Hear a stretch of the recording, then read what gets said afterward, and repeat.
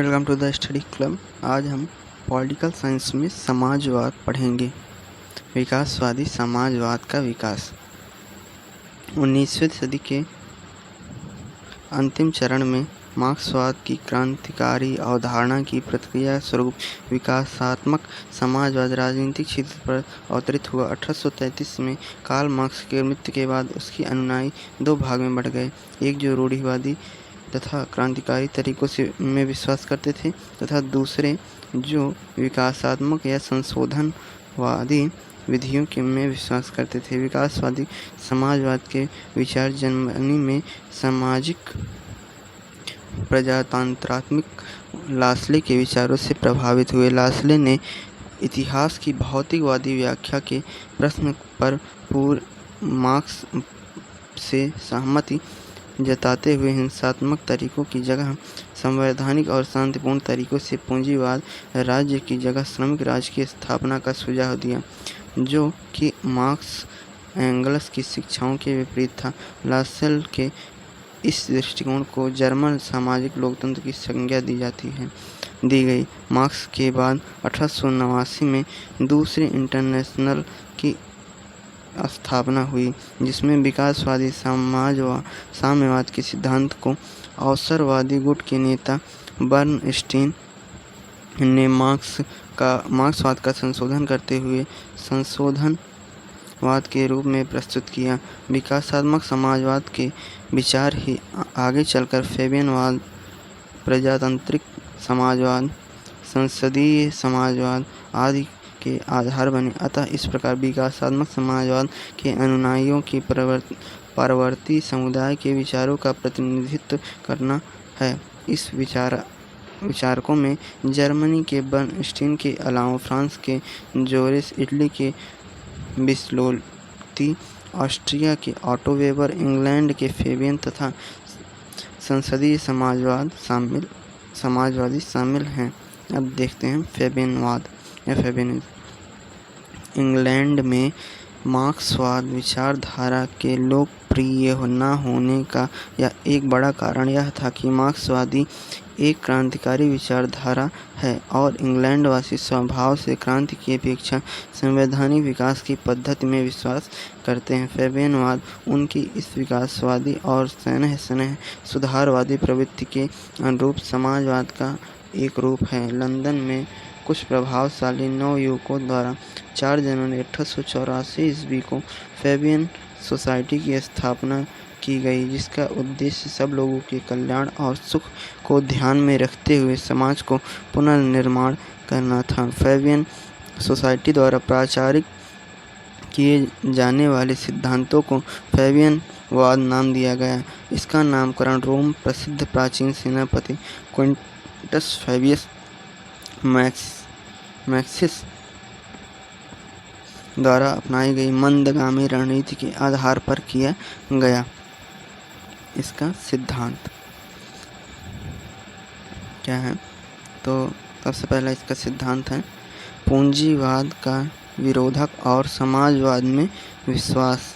इस सोसाइटी के सदस्य घोषणा करते हैं कि पूंजीवाद की प्रतियोगिता पद्धति में बहुसंख्यक को पीड़ा पहुंचाकर इन गिने चुने व्यक्तियों के लिए सुख सुविधा की निश्चित व्यवस्था की जाती है, किंतु हमारे समाज का पुनर्निर्माण इस ढंग से होना चाहिए कि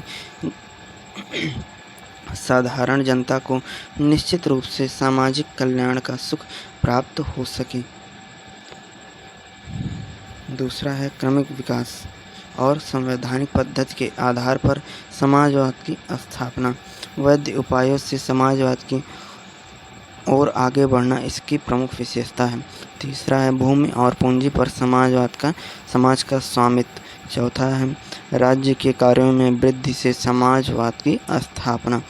फैबियनवाद लोकतंत्रीय राज्य को जनता का प्रतिनिधि तथा उनके हितों की पूरी देखभाल करने वाला ट्रस्टी समझते हैं। पांचवा समाजवाद के प्रसार हेतु स्थानीय संस्थाओं के कार्यों में अधिकाधिक वृद्धि। छठा है लोकतंत्र और समाजवाद ऐतिहासिक विकास की प्रक्रिया के अनिवार्य और स्वाभाविक परिणाम हैं। अब इसका देखते हैं संशोधनवाद।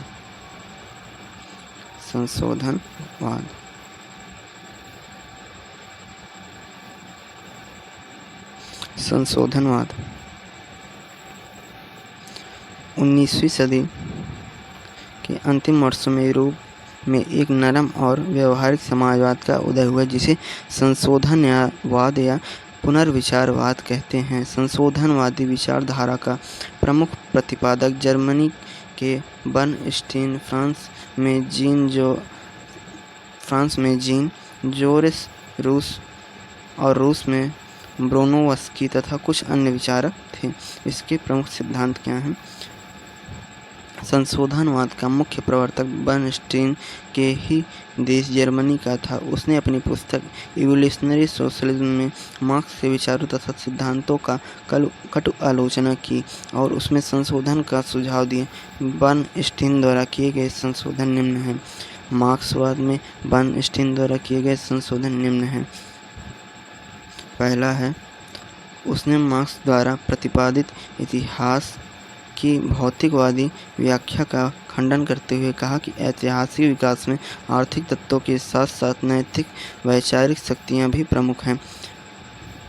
दूसरा, इसने अतिरिक्त मूल्य के सिद्धांत को दुष्पूर्ण मानते हुए मत प्रकट किया कि श्रम से निर्मित मूल्य के किसी भी सिद्धांत के आधार पर हम वितरण के लिए कोई उपयुक्त प्रणाली स्थापित नहीं कर सकते।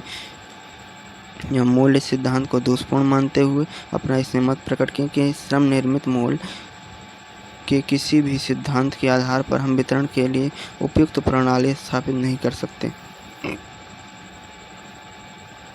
तीसरा, बर्नस्टीन ने मार्क्स की इस धारणा को अस्वीकार किया कि पूंजी उत्तरोत्तर थोड़े से लोगों के हाथ में केंद्रित हो जाएगी और यह भी नहीं मानता कि पूंजीवाद में स्वयं विनाश के बीच निहित थे, क्योंकि उसने समय के अनुसार अपने आप में परिवर्तन किया। बर्नस्टीन आंतरिक काल में भी श्रमिक वर्ग के अधिनायक तंत्र का विरोध करता है और उसके अनुसार एक न्यायपूर्ण व्यवस्था के अंतर्गत सभी का हित ध्यान में रखा जाना चाहिए।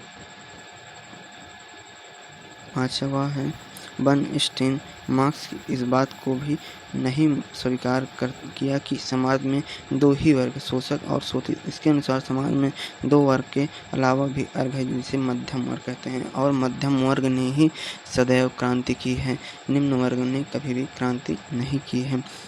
संक्षेप में बर्नस्टीन ने इतिहास के संबंध में मार्क्स की भौतिकवादी धारणा, आर्थिकवादी, नियतिवादी, वर्ग संघर्ष, अतिरिक्त मूल्य का सिद्धांत आदि को रद्द कर दिया तथा इसके स्थान पर समाजवाद की स्थापना के लिए संवैधानिक तरीकों, राष्ट्रीय लोकतंत्र, सामाजिक सुधार और विकासवादी प्रक्रिया का समर्थन किया।